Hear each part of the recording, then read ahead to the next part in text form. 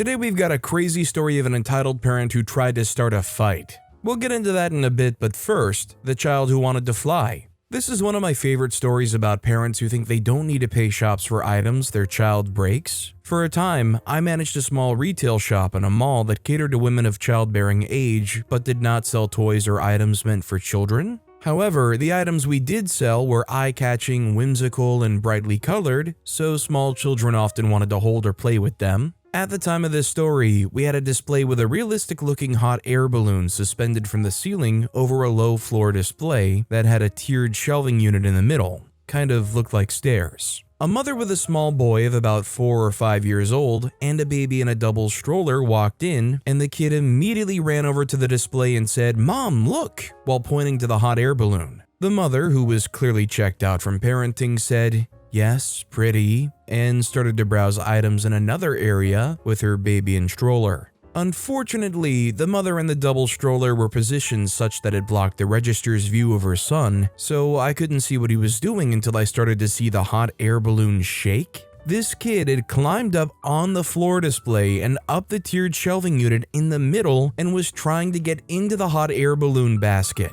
Obviously, the hanging display was not meant to take so much weight, so when he pulled on the hot air balloon's basket, it pulled the entire display down on the kid, the shelving, and the floor display. Luckily, no one was hurt, but his antics damaged the ceiling and damaged quite a few of the shop's wares. The mother, after determining her child was unhurt and just scared, started to leave. I asked her to stay until I could tally up the damaged items so she could pay for them. When she protested, I told her I could take her name and phone number and a photocopy of her license and have the shop owner contact her for payment if she needed to tend to her kids right away. She then claimed our display wasn't child safe and she shouldn't have to pay. I had to explain to her that none of our displays are child safe as our shop is not a children's shop, and again asked how she wanted to handle payment for the damaged wares. She kept arguing with me that she didn't need to pay at all until mall security showed up to write up the incident for insurance purposes. I had called the shop owner to let her know what had happened, and she had called for mall security to come by. The mother told security in her statement that I'd been negligent in watching her child. This ended up in civil court. I didn't have to go since my statement and deposition were enough, but the mother ended up having to pay for not only the damaged items, which in total was around $800, but also the damage to the ceiling and display and the owner's lawyer's fees to a total of about $17,000. Man, I hear stories like this and this just makes me think about how everything has to have some like bright red tag on it that says like, not for kids or not for actual interaction. Like everything just has to have this giant tag on it that absolves you of all liability because some parents can't just be parents. The Stairwell Wit commented, "Working at Best Buy, I remember a child of about age 2 or 3 climbing one of those huge ladder/step stair things. The little girl was about 10 feet off the ground when I saw her. I may have said freak as I ran over and climbed the steps. I grabbed her up in one arm. Of course, she screamed. There I was 10 feet up on the ladder holding a screaming child. Good times. No one got hurt and everything turned out fine, but dang." OP responded saying, "The height is what freaked me out when I saw what he was doing. The top of the shelf unit was probably 6 feet, but he was standing on top of it. It was sheer luck that the balloon basket didn't pull the child off balance when it fell. Only the balloon's loose fabric top and bits of ceiling fell on him, and he did a hard sit on the top of the tiered shelving without falling off. I was almost to him when the balloon fell, and I know myself well enough that I probably screamed a 4-letter word when it did. It was the stuff of nightmares." Also, hi, I'm Steven, and if you guys enjoy crazy stories of entitled parents, why not hit those like and subscribe buttons down below? That said, our next story is, my mom is constantly negative toward my relationship and I don't know what to do. I'm not too sure if this is the right place to post, but I need some advice on how to navigate my relationship with my mom. I, 23-year-old female, have always had an on and off relationship with my mom growing up. We have very similar personalities and we clash a lot, but it's never anything to the point of wanting to go no contact. Just irritating to say the least. I was always top of my class going through middle and high school, but got pretty bad grades my first year of college after going a few thousand miles out of state during COVID. My parents, but mostly my mom, were pretty disappointed in me and, in a way, turned on me because of it. They stopped talking to me as much if it wasn't school related and got on me a lot when I'd hang out with my friends. I did the next semester of classes back home at community college where I got really in my head because I felt like a failure, but ended up going back to my original out-of-state school for that next spring semester. My parents, again mostly my mom, were really against this and made that semester heck for me. They cut me off completely from speaking to them, didn't let me bring my car or my cat to school, kept threatening to give my cat away while I was at school and to sell my things, even went as far as to talk badly about me to my boyfriend's mom. For backstory, my boyfriend and I got together kind of quickly during this time, where I was really stressed over school, but have been together 4 years now, and my mom has never liked my boyfriend because she thought I wasn't mentally stable enough to be in a relationship, and thought he was taking advantage of me being vulnerable, which could not be farther from the truth. It was a really horrible time for me because of this, but after the semester ended and I came back home, it seemed to calm down. I started doing really well in school and work afterward thanks to my boyfriend's support. We moved in together 2 years ago while I finished school and got a dog, and life is going really well right now. Now, I see my family on breaks and holidays and talk to them every few days, but my mom keeps making comments about my boyfriend and his family. Says his mom is insufferable and is going to be awful when we get married and have kids. How my boyfriend only ever listens to his mom and is manipulated by his family. And how he always acts like he doesn't want to be there whenever we spend time with my family, which again is all very, very far from the truth. He's been my rock throughout school and stress and has really brought out the best in me, and he has a job lined up for after he finishes school and is extremely motivated to reach his own goals. So it's not like he's a deadbeat by any means. I can't help but feel like she's still disappointed in me and still sees me as being depressed from when I struggled my first few semesters at college. And I honestly can't shake the feeling of hating her. I keep going back to that time in my life where if she could have just supported me through school, I would have done so much better grade-wise and wouldn't be struggling to get accepted into grad schools as I'm applying now. She says the reason I'm doing well now is because she scared me straight by putting me through heck that one semester, when in reality it was my boyfriend who got me on track and helped me, and I think she knows that and has animosity towards it. Honestly, I just don't know what to do to salvage my relationship with my mom. I've tried my best to ignore her comments or shut them down, but I feel like every time she says something, I feel more and more disgust and hatred towards her. She doesn't know any details about my daily life at school or work, and yet she's constantly making comments like she knows everything about my relationship and life. I just don't know what to do. I love my family and my mom, but I can't take the constant jabs of negativity anymore. I feel like I can't even talk to her about my future life plans anymore because she's always just like, well, good luck trying to get your boyfriend to support you and come with you. I would just like some advice on what to do because I'm at a loss, or some validation to know that other people deal with this too.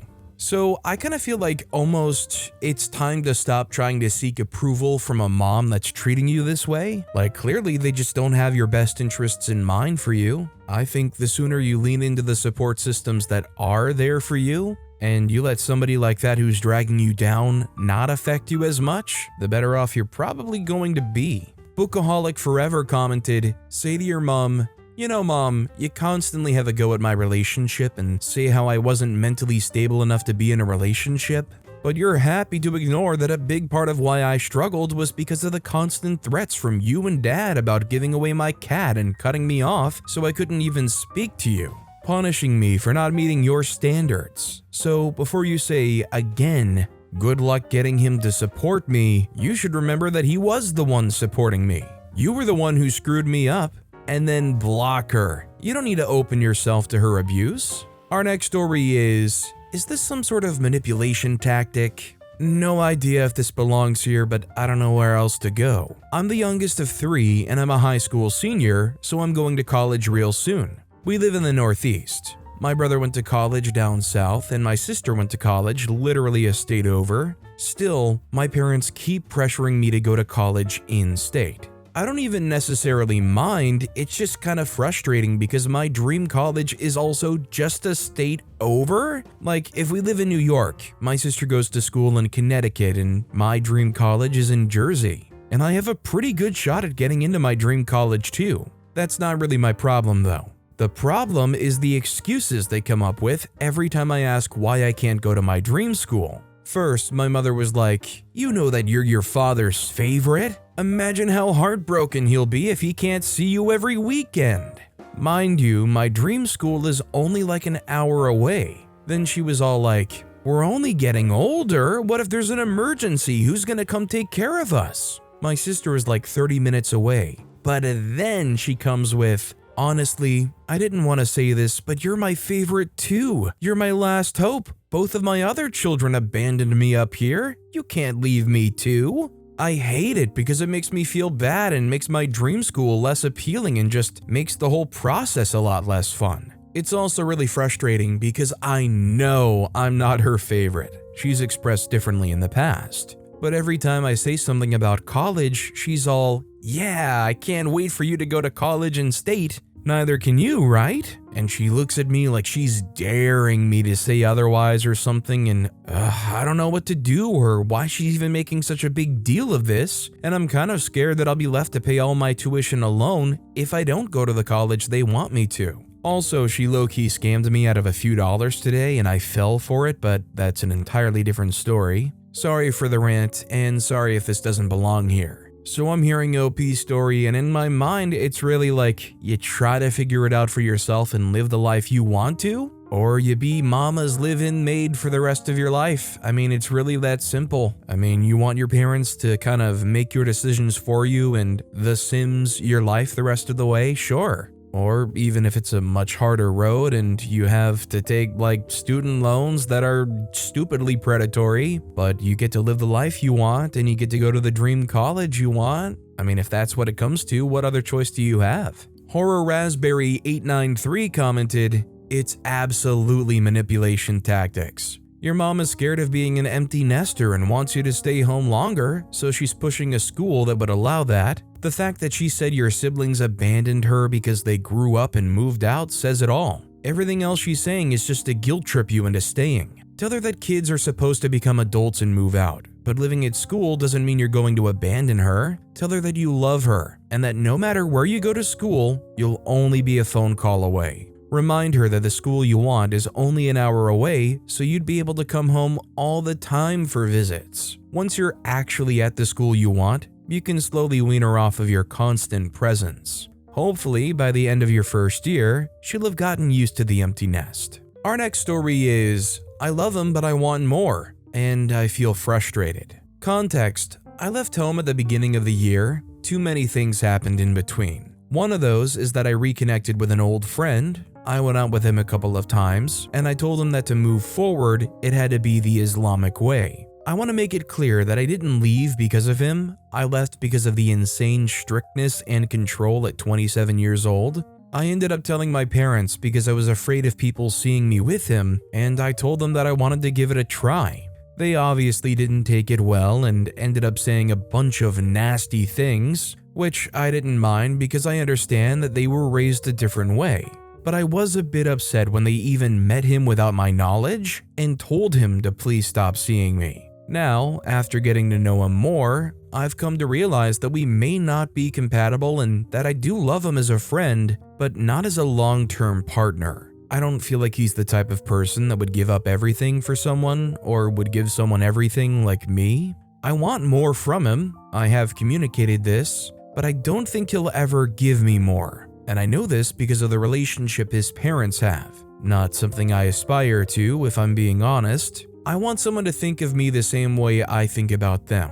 For instance, when he's feeling sad, I try to ask and be there as much as I can. I've even suggested going to eat or do an activity for him to feel better, and I pay too. I would rather buy him something than buy myself something. When at times I really need stuff, he has his family. I don't. I'm completely alone. I feel like he thinks it's normal to be on his phone and not have conversations like normal people. At times, I feel like my company annoys him, and then I don't really want to engage with him anymore. I want my boundaries to be respected and not crossed over. I clearly struggle with this because of the way I was raised, and my feelings to be taken into account. I don't like the fact that when something hurts me really deep, and trust me, almost nothing hurts me, I'm made of steel, he completely minimizes it. He barely compliments me, and I know I'm cute. I've been told I am quite a few times, and it's gotten me thinking that I'm not. There is obviously quite a few things more, but with all that said, I met with my brother and he said he could make it happen. The sheik to meet the guy I've been seeing and him converting,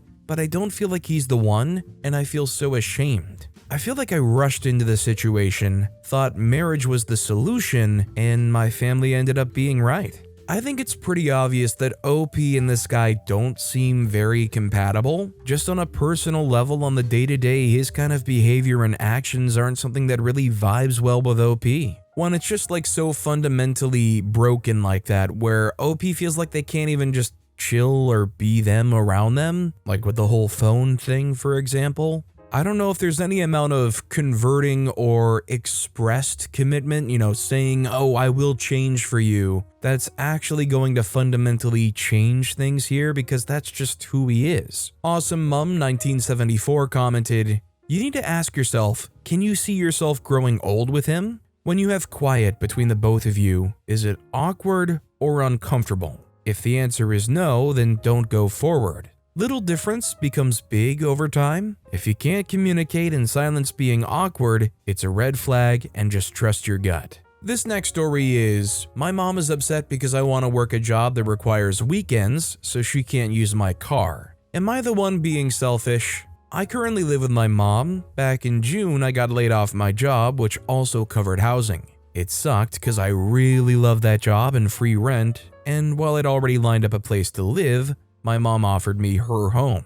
Now, while I was traveling for work, there was no need for me to have my car, so I left it with my mother, who doesn't have a car. She normally wouldn't need a car, but came into the care of her 2 grandchildren, which also required her to re-enter the workforce. She was lucky to land a mainly remote job, but it does require her to come into the office once a week. I've been working my work schedule around her schedule, along with my school schedule, started an EMS program. I feel like I've been pretty compromisable with her. There have been times where I've given her my schedule weeks in advance and have had to change things last minute to accommodate some stuff she had to do. While I do live with her rent-free, I do help out too. I do chores around the house, I take my nieces to and from school as needed, clubs and other things. I do grocery runs and errands for my mom. My mom constantly talks about how grateful she is for letting me use the car and how much money she's saving by letting her use the car.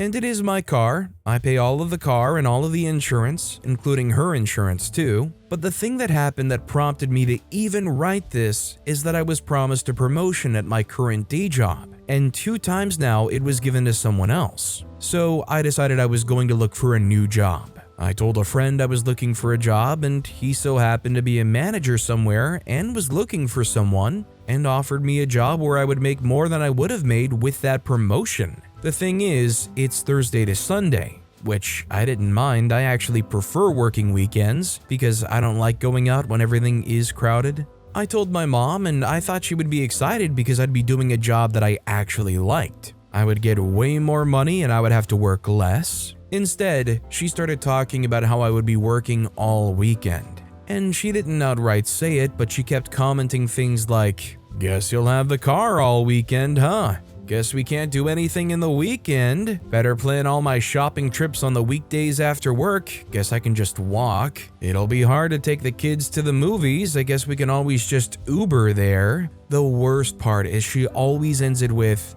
"Oh, I'm not saying this to deter you from taking the job or anything like that. We'll be fine. We can just Uber everywhere." Then why do you keep making comments? I honestly have no idea if I am in the wrong or overreacting. I thought it was fair considering I'm living with her rent-free, but I feel like I'm getting taken advantage of and being gaslit. Opinions? Edit, why can't she just drop you off? I was getting asked this a lot, so I'll just answer it here. So she does that sometimes with my current day job, and while she never complains or says anything, she always has this negative attitude while doing it. So I didn't ask her with this new job, but she actually brought it up during one of her side comments that it would be too much for her to drive me to and from the new job because it's so far. In my opinion, it's not far. If there's no crazy traffic, it's roughly a 30 to 40 minute commute. We've actually been arguing over this, not related to the job, but just in general. My mom always thinks everything is too far. She keeps saying it's an hour drive, but when I pulled it up on maps, it was a 35-minute drive. Edit 2.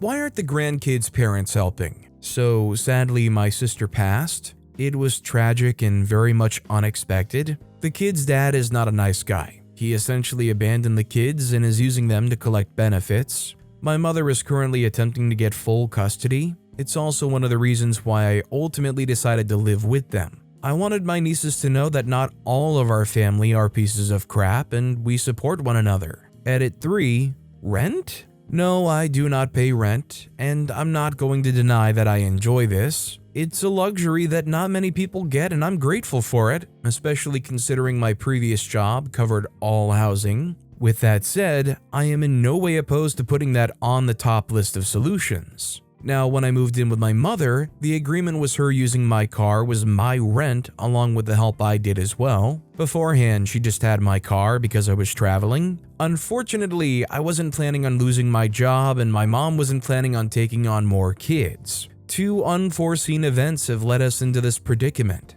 Edit 4.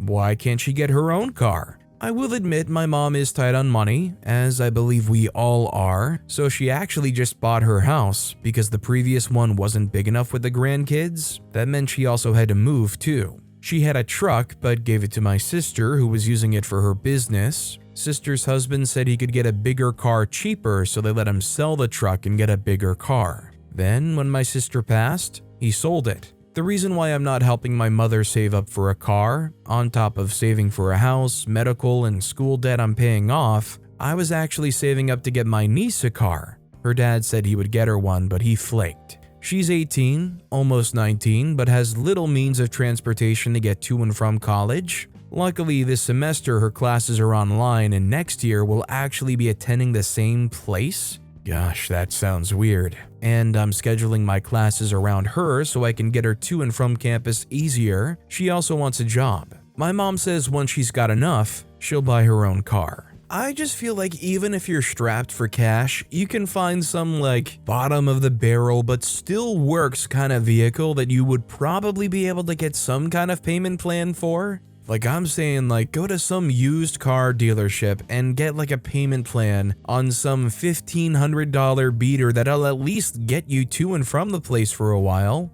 Surely there has to be some kind of workable solution here. JL Huston commented, "She's being very passive-aggressive with you about it. You're not being unfair. It's a crappy thing to make those comments. The only motive behind them is to make you feel bad, even if she claims she's not doing that. If there's a weekend where she really needs the car, can she take you to work and pick you up? That's the compromise in this. Definitely not turning down a better job to avoid inconveniencing your mom. That would be foolish. And it doesn't even seem like she wants you to do that. She just wants to make sure you know how she'll be affected, which is very unkind of her. If she brings it up again, maybe say, 'Mom, I get it. It'll be an inconvenience for you to not have my car on weekends. I'm sorry about that, but this job is a really good opportunity for me.' Then, don't give it another thought." Our next story is, got berated by an entitled mother at the store. She tried to start a fight in the parking lot. So this is my first post here, although I've lurked on and off for a long time as my blood pressure can only take so much.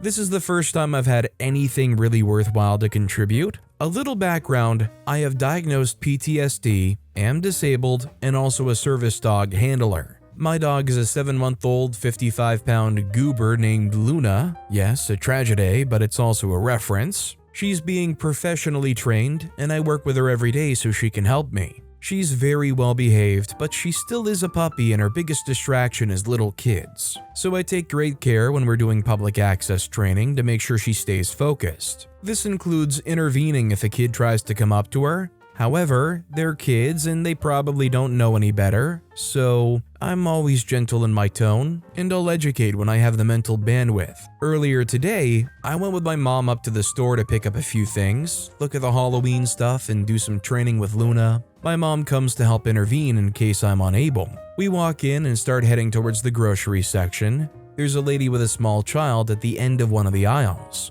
The mom looking at something on the shelf. As we start to walk by, the kid says, puppy, and starts walking towards Luna. I looked at the kid, keeping Luna in her heel, and I told the kid, "Please don't pet," with a smile and kept walking. The kid didn't touch her, but I didn't want Luna to get distracted if the kid did reach out. If I'm wrong for doing that, I fully accept my mistake, but I didn't feel I was rude. I did my best to say it as gently as I could, though the mother definitely disagreed. My mom also reiterated right after me, which I thought was unnecessary. "Don't pet, sweetie," but I really don't think either of us yelled or were overly rude. As we continued down, the kid started crying and the lady goes, "Don't worry, they're just freaking benches who don't know how to speak to children," quite loudly. In response, I said, "Oh, so telling a child please don't pet is wrong? Okay then, hun. She's a service dog, not a normal dog." To which the lady goes, "Yeah, you have PTSD, I can tell." It stated on Luna's vest.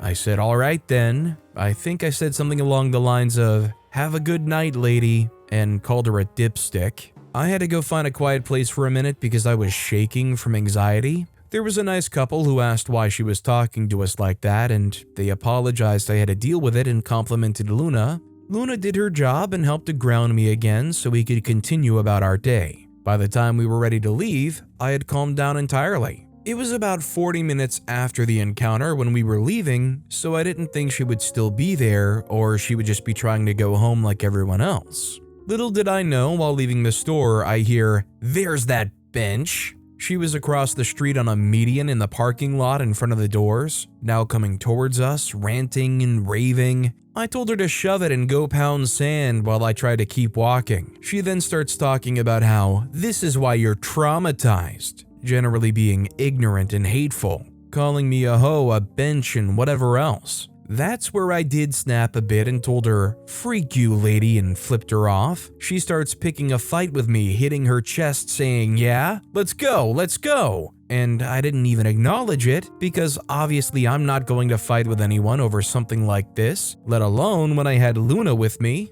Her kid was trailing behind her as she stood in the road this whole situation. She said, "Never talk like that to my child or any mother's child ever again." And I'm like, "Lady, I just asked your kid to not pet my service dog." She changed her story then, saying we approached the kid and yelled at them, that the kid didn't even touch my dog, to which I was just baffled and said I didn't yell in the slightest. Also, the kid didn't touch my dog. That's the point. I didn't want my dog potentially knocking her small child over because Luna has the coordination of a panda, thinks she's tiny and wants to say hi. She then threatened me saying, "You better watch your back, my husband is coming." And I ended the interaction saying, "Good for you. Have a good one, hun," as sarcastically as I could muster. As I don't have much experience dealing with people like this and am learning to not be a doormat, I'd appreciate any advice on how to handle these situations better. I'm pretty certain I didn't take the best approach here and acknowledge it may not have been a time to speak up for myself. I'm open to learning from my mistakes. I want to get better, and I know this won't be my last time dealing with entitlement. Hope you got something out of this post, and thank you for any input. Honestly, with somebody like that, I don't know if there is a right response. I mean, maybe it would have worked out slightly better if OP really tried to just gray rock them. Maybe just tried to ignore them and keep moving. I mean, let's take a step back and look from a third person's perspective. If they see a person yelling at somebody walking around, not giving any kind of reaction with a service animal, who do they think is really going to be the one in the wrong? Probably the moron losing their lid yelling at somebody walking around with a PTSD service animal. Keith Bunny commented, "Honestly, I don't think anything or any reaction from you would have been right in this situation." Meaning, you could have told her she was right and she probably would still argue you. She seems like an absolute brat, at the very least, and ableist as freak. I'm sorry you had to deal with this interaction. People suck. Don't let it deter you from setting your boundaries. I hope Luna's training continues to go well. OP responded saying, "Thank you so much. Luna has already helped me gain so much more confidence and independence. I'm incredibly grateful to have her. The whole thing was awful to deal with and rather upsetting, but I'm still going to work on my boundaries, and I'm definitely not going to stop taking Luna out with me. I really appreciate your perspective and absolutely agree she seems like a brat as well." But with that being said, that's all the time we have for today. Now, if you want to hear another absolutely crazy entitled parent story, check out that video on the left. Or if you missed my latest video, check out that video on the right. That said, I'll see you all next time with some more stories.